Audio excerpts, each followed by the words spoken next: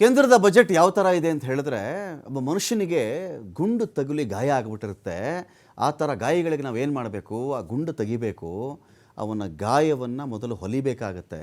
ಹೊಲಿದು ಆ ಗಾಯವನ್ನು ವಾಸಿಯಾಗೋ ರೀತಿಯಲ್ಲಿ ಬ್ಯಾಂಡೇಡನ್ನು ಹಾಕಿದ್ರೆ ಅದಕ್ಕೆ ಅರ್ಥ ಇರುತ್ತೆ.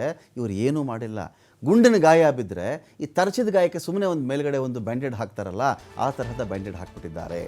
ಆರ್ಥಿಕ ಬಿಕ್ಕಟ್ಟನ್ನು ಪರಿಹರಿಸಲು ಹೊಸ ಆಲೋಚನೆಗಳನ್ನೇ ಹೊಂದಿಲ್ಲ. ಕೇಂದ್ರ ಬಜೆಟ್ಗೆ ಕಾಂಗ್ರೆಸ್ ಸಂಸದ ರಾಹುಲ್ ಗಾಂಧಿ ವ್ಯಂಗ್ಯವಾಡಿದ್ದಾರೆ. ಕೇಂದ್ರ ಸರ್ಕಾರ ಹೊಸ ಚಿಂತನೆಯೇ ಇಲ್ಲದೆ ದಿವಾಳಿಯಾಗ್ಬಿಟ್ಟಿದೆ. ಚಿಂತನೆಗಳ ದಿವಾಳಿಯ ಸಂಕೇತ ಇದು.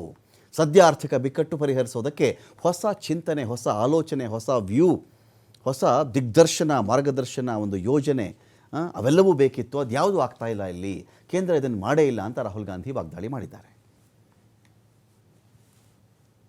Different income levels can